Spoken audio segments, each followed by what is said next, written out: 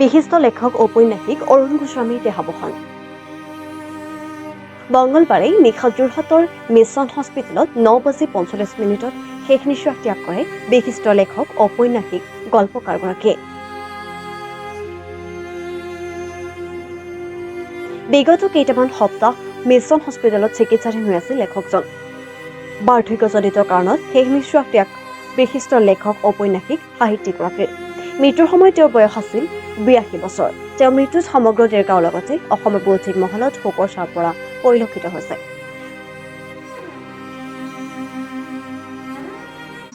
হয়, দেৰগাঁও অঞ্চলৰ এজন বিশিষ্ট সাহিত্যিক, নিৰ্ভীক এটা কলমৰ অধিকাৰী অৰুণ গোস্বামীদেৱৰ মৃত্যুত আমি যথেষ্ট মৰ্মাহত হৈছোঁ, শোক প্ৰকাশ কৰিছোঁ।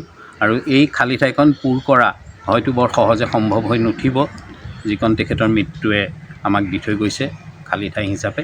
আৰু বিশেষকৈ তেখেতৰ অগতানুগতিক জীৱনশৈলী, তেখেতৰ বলিষ্ঠ কণ্ঠ সকলোবিলাক এতিয়া কালৰ বুকুত হেৰাই যোৱাৰ উপক্ৰম হৈছে। সেইটো কাৰণে আমি বেছি মৰ্মাহত হৈছোঁ।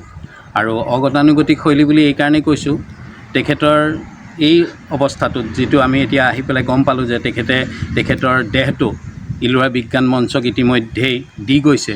গতিকে তেখেতৰ সেই দেহ বৰ্তমান যোৰহাটতে আছে। আৰু সেইটো এটা চাবলৈ গ'লে বৰ অগতানুগতিক কাম তেখেতে কৰি থৈ গ'ল। সাধাৰণ ৰাইজৰ কাৰণেও এইটো এক আদৰ্শ হৈ ৰ'ব। তেখেতৰ সদাহ কৰা নহয়, বিজ্ঞান মঞ্চই তেখেতৰ ইতিমধ্যে লৈ যাব। ৰাজ্যৰ সাহিত্য ক্ষেত্ৰলৈ এক দুঃসংবাদ। যশস্বী ঔপন্যাসিক অৰুণ গোস্বামীৰ দেহাৱসান। বিশিষ্ট লেখক অৰুণ গোস্বামীয়ে 9:45 শেষ নিশ্বাস ত্যাগ কৰে। দেৰগাঁও বঙালগাঁৱত জন্মগ্ৰহণ কৰিছিল অৰুণ গোস্বামীয়ে। যোৰহাটৰ মিছন হস্পিটেলত শেষ নিশ্বাস ত্যাগ কৰে বিশিষ্ট ঔপন্যাসগৰাকীয়ে। বিগত কেইবাদিনো ধৰি ICUত চিকিৎসাধীন হৈ আছিল গোস্বামী। মৃত্যুৰ সময়ত অৰুণ গোস্বামীৰ বয়স আছিল 82 বছৰ। মোৰ ছোৱালীজনী আৰু জোৱাই আছে তাতে। হয়, কি হৈ আছিলে বাইদেউ তেখেতৰ শেহতীয়াকৈ? তেনেকুৱা কোনো জটিল হেৰি নাছিলে। হয়, তেওঁ অলপ পাহৰিছিলে, খুব বেছি পাহৰাও নাই। মাজে মাজে কথাবোৰ পাহৰে, খাবলৈ মন নকৰা হৈছিলে। হয়, সেয়াই আৰু উৎকট হতাশা আহিছিলে কিছুমান সামাজিক কথাত, পাৰিবাৰিক কথাত নহয়, কিছুমান পৰিৱেশত অলপ হতাশাও আহিছিলে। সেয়াই আৰু বৰ চিধা চাধা মানুহ, বলিষ্ঠ কলম দেখি হয়তো মানে বেছি অকৰা মানুহ, সেইকাৰণে চবে ঠগিলে বহুতে, তেওঁক ঠগিলে বহুত ধৰণে। হয়, বহুত কোমল মনৰ সঁচাকৈ।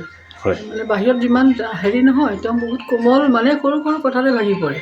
সৰু সৰু কথা মই তেনেকুৱা পৰিয়ালক তেওঁক বুজাওঁ, মই একো দিয়া নাছিলোঁ। সেইটো হয়, যিমান পাৰোঁ মই নিজে হেৰি কৰোঁ। তেওঁ সেইটো স্বীকাৰ কৰে, তেওঁক মোৰ ওপৰতে নিৰ্ভৰ কৰে। মানে সকলো কথা মোৰ ওপৰতে নিৰ্ভৰ কৰে। বাহিৰত যিমান শক্তিশালী, ভিতৰত সিমান দুৰ্বল। মানে মৰণোত্তৰ দেহদান কৰি গৈছে অৰুণ গোস্বামীয়ে। কালক্ষণ, চলন্ত বিৱৰণী অন্যতম জনপ্ৰিয় গ্ৰন্থ আছিল প্ৰয়াত অৰুণ গোস্বামী। অৰুণ গোস্বামীৰ সৰ্বকালৰ সৰ্বশ্ৰেষ্ঠ উপন্যাস পটভূমি। স্তম্ভ লেখক, ৰাজনৈতিক বিশ্লেষক হিচাপেও সুনাম আছিল অৰুণ গোস্বামীৰ। তেখেতৰ শৰীৰটো ইলোৰা বিজ্ঞান মঞ্চত দান দি থৈ গৈছে।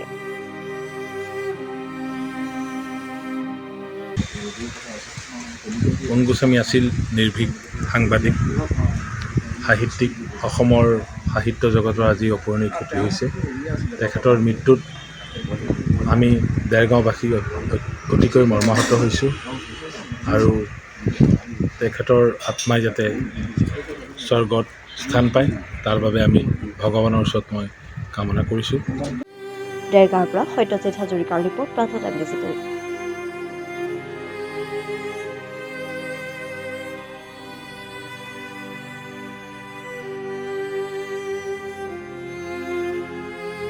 শদিয়াৰ পৰা ধুবুৰীলৈ, বৰাকৰ পৰা ব্ৰহ্মপুত্ৰলৈ সকলোৰে মাজত চিনাকি এটা নাম প্ৰাতঃ টাইম।